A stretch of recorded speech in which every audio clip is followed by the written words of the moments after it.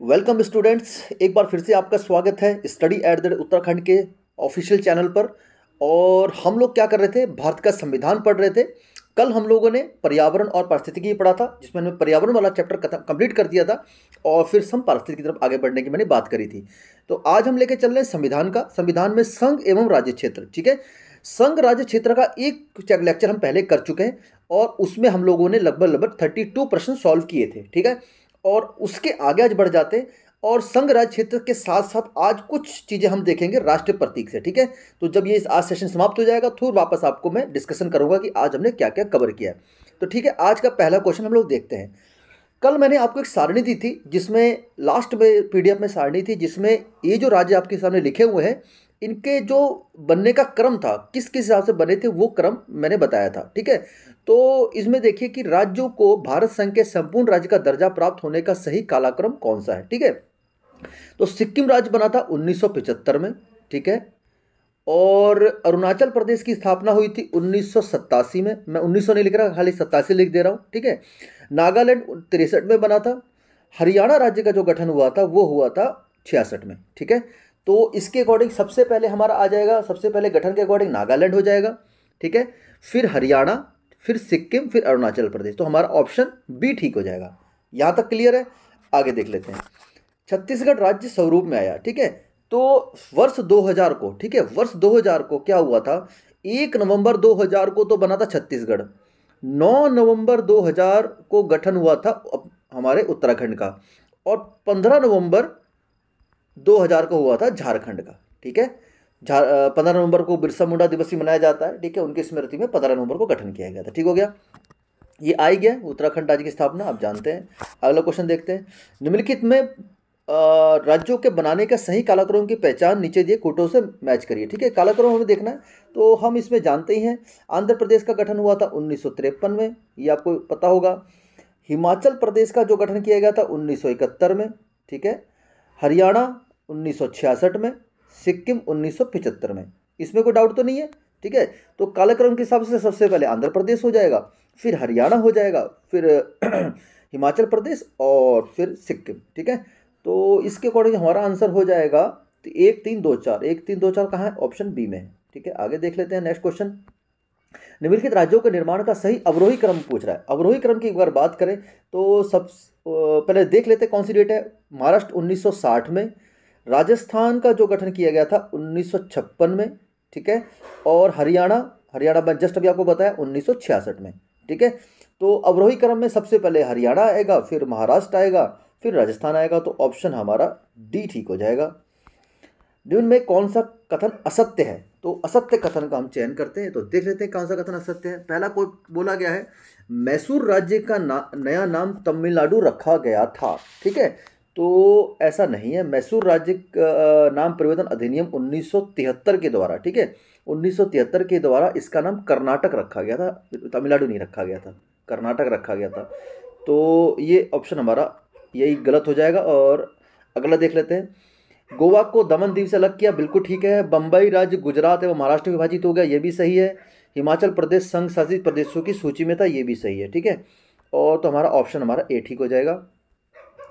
Okay, next question देखते हैं। भाषा के आधार पर राज्यों को गठन हेतु राज्य पुनर्गठन आयोग की स्थापना कब की गई, ठीक है। ये क्वेश्चन जानबूझ के गलत क्वेश्चन डाला हुआ है, ऑप्शन इसमें सारे के सारे गलत है। राज्य पुनर्गठन आयोग की स्थापना की गई थी 1953 में, ठीक है। उसने रिपोर्ट दी थी 1956 में और इसी के संस्तुति के आधार पर 14 राज्यों और 6 केंद्र शासित प्रदेशों का गठन किया गया था, ठीक है। तो इसका सही उत्तर हो जाएगा 1953, ठीक है, जो कि ऑप्शन में नहीं है, ठीक। भाषाई राज्यों पर भाषाई आधार पर राज्यों का पुनर्गठन किस वर्ष किया गया? तो पुनर्गठन जो किया गया वो 1956 में किया गया था। भाषाई आधार पर सर्वप्रथम किस राज्य गठन हुआ? तो ये आंध्र प्रदेश था। निम्नलिखित में किस राज्य को केंद्र सरकार द्वारा विशेष श्रेणी दर्जा SCS कभी प्रदान नहीं किया गया, ठीक है। तो इनमें बिहार को कभी भी प्रदान नहीं किया गया, ओके। और जबकि 8 पूर्वोत्तर भारत में से 8 राज्य जो हैं, जिन और 3 हिमालय क्षेत्र उत्तराखंड, हिमाचल प्रदेश, जम्मू कश्मीर राज्य के रूप में, और पूर्वोत्तर के 8 राज्य मणिपुर, मेघालय, त्रिपुरा, सिक्किम, अरुणाचल प्रदेश, असम, नागालैंड, मिजोरम, ठीक है। 8 हो गए पूर्वोत्तर के और 3 है हिमालय क्षेत्र। तो ये इनको विशेष राज्य का दर्जा प्राप्त है। तो बिहार ऑप्शन ठीक हो जाएगा हमारा। और संघ राज्य क्षेत्र से हमारा ये आज का अंतिम प्रश्न रहेगा। उसके बाद हम कुछ देखेंगे राष्ट्रीय प्रतीक। ठीक है, देखते हैं क्या क्वेश्चन है। कांग्रेस के नागपुर सत्र 1920 के पश्चात प्रांतीय कांग्रेस समितियों का गठन भाषाई आधार पर किया गया था। ठीक है, तो यह कथन बिल्कुल ठीक है, यह कथन ठीक है। अगला, 1948 में भाषाई आधार पर प्रांतों गठन की मांग को अस्वीकार कर दिया। ठीक है, 1948 में 2 आयोग बने थे। ठीक है, एक बना था एस.के. धर आयोग, एस.के. धर आयोग, जिन्होंने भाषाई आधार पर राज्यों को पुनर्गठन को मना कर दिया था। फिर एक कमेटी बनी थी, यह आयोग का JVP, जवाहरलाल नेहरू, वल्लभ भाई पटेल और पट्टेभी सीतारमैया। ठीक है, इस समिति ने भी इसको मना कर दिया था। ठीक है, ओके, तो ये आपका हो जाएगा 1948 में। तो ये भी सही है, ये भी सही है, तो हमारा ऑप्शन ठीक हो जाएगा, ऑप्शन डी। ठीक है, इसके बारे में कुछ जानकारी लिखी आप पढ़ सकते हैं। भारतीय राष्ट्रीय कांग्रेस का 35वां अधिवेशन 1920 में नागपुर में पी राघवाचारी की अध्यक्षता में हुआ था। इस अधिवेशन के पश्चात प्रांतीय कांग्रेस कमेटी का गठन भाषाई आधार पर किया गया। भारत की आज़ादी के 1948 में संविधान ने एस.के. धर नेतृत्व में भाषाई राज्य आयोग की नियुक्ति करी। इस आयोग ने भाषाई के आधार पर प्रांतों को नकार दिया। ठीक है, फिर उसके बाद जवाहरलाल नेहरू, वल्लभ भाई पटेल, पट्टेभी सीतारमैया की अध्यक्षता में भी की गई। उन्होंने भी अपनी रिपोर्ट प्रस्तुत करी 1949 में, यहाँ भी इस मांग को अस्वीकार कर दिया गया था। ठीक है, तो ये था हमारा इसका सेशन। अब देखते हैं राष्ट्रीय प्रतीक संबंधी कुछ प्रश्न देख लेते हैं, एग्जाम में बन जाते हैं। तो राष्ट्र प्रतीक से देखते हैं। राष्ट्र प्रतीक हमारे जैसे हमारा अशोक चक्र हो गया, हमारा राष्ट्र ध्वज हो गया और राष्ट्रीय पशु, ये सब प्रतीक में आते हैं। ठीक है, तो किस वर्ष जन गण मन को भारत के राष्ट्रगान के रूप में अपनाया गया? ठीक है, पीछे से यार कुत्ता बहुत तेज दिक्कत कर रहा है, एक सेकंड। ये आज नहीं मानेगा कुत्ता हमारा, तो इसी आज पूरे फॉर्म में चल रहा है। ठीक है, इसे अपना काम करने दीजिए, हम अपना काम करते हैं। किस वर्ष जनगण मन को भारत के राष्ट्रगान के रूप में अपनाया गया? तो ये अपनाया गया था 24 जनवरी। ठीक है, 24 जनवरी 1950। एक जो अंतिम बैठक थी, औपचारिक जो बैठक थी, संविधान लागू होने के 2 दिन पहले, 26 जनवरी को संविधान लागू हुआ था, उसके 2 दिन पहले ये तय किया गया था कि हमारा राष्ट्रगान के रूप में इसको अपनाया जाएगा। ठीक है, और इसको गाने का अवधि जो है वो है 52 सेकेंड। ठीक है, अगला क्वेश्चन देखते हैं। भारत शासन द्वारा राजकीय चिन्ह कब से अंगीकृत किया गया? ठीक है, राजकीय चिन्ह जो अशोक का चिन्ह है, उसको कब अंगीकृत किया गया? तो वह वर्ष था 26 जनवरी 1950, संविधान लागू होने वाले दिन। ठीक है, आगे देखते हैं। भारतीय संविधान सभा ने राष्ट्रीय ध्वज को सर्वप्रथम कब स्वीकार किया था? ठीक है, तो राष्ट्रीय ध्वज को स्वीकार करने की तिथि 22 जुलाई 1947 को। ठीक है, ये याद रखिएगा तिथि को। और अगला क्वेश्चन है, भारत की संविधान सभा ने संविधान राष्ट्रीय प्रारूप 22 जुलाई 1947 को अपनाया था। बिल्कुल ठीक है। और राष्ट्रीय ध्वज के बीच 21 तीलियां हैं, तो बिल्कुल गलत हो जाएगा, 24 तीलियां हैं। राष्ट्रीय ध्वज की लंबाई चौड़ाई का अनुपात 3:4 है, ऐसा नहीं है, 3:2 है। ठीक है, 3:2 है। और तो हमारा ऑप्शन ठीक हो जाएगा, ऑप्शन बी ही होगा, जो इसमें केवल एक ठीक है। ये इतना आसान प्रश्न मैंने जानबूझ कर रखा है, इसका एक बहुत बड़ा कारण है। ठीक है, वो मैं कारण पहले बताता हूँ, पहले आंसर बता लेते हैं। भारत का राष्ट्रीय पशु कौन है? इस समय बाघ है। ठीक है, टाइगर जिसे बोलते हैं। क्या आप जानते हैं? अगर आप जानते हैं तो बहुत अच्छी बात है, नहीं जानते तो आपके लिए बहुत एक अच्छी जानकारी आपको बता रहा हूँ। क्या बाघ प्रारंभ से ही हमारा राष्ट्रीय पशु था? जब हमारा देश आज़ाद हुआ था 1947 से, 48 से ही, प्रारंभ से ही था क्या? नहीं, ऐसा नहीं है। तो कौन था?